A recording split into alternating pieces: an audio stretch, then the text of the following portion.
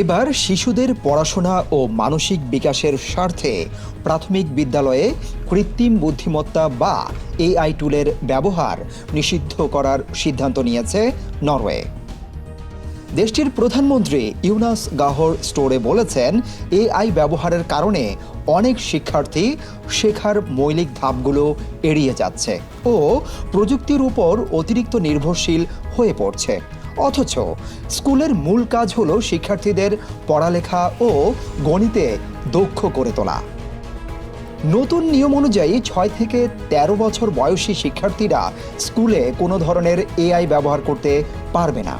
14 থেকে 16 বছর বয়সীরা শিক্ষকের তত্ত্বাবধানে সীমিতভাবে এআই ব্যবহার করতে পারবে, আর 17 থেকে 19 বছর বয়সীরা দায়িত্বশীলভাবে এআই ব্যবহারের সুযোগ পাবে। সরকার বলছে, সাম্প্রতিক বছরগুলোতে শিক্ষার্থীদের পরীক্ষার ফল, বিশেষ করে পড়ালেখা ও গণিতে দক্ষতা কমে যাওয়ায় এই সিদ্ধান্ত নেওয়া হয়েছে। 2024 সালেই নরওয়ের স্কুলগুলোতে স্মার্টফোন নিষিদ্ধ করা হয়েছিল। এবার এআই ব্যবহারের উপরও নিয়ন্ত্রণ আনা হচ্ছে।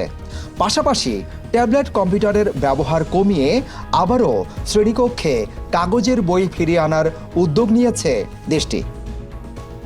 প্রযুক্তির সুবিধা ও ক্ষতির মধ্যে ভারসাম্য রেখে নতুন প্রজন্মকে গড়ে তুলতেই এসব পদক্ষেপ নিচ্ছে নরওয়ে।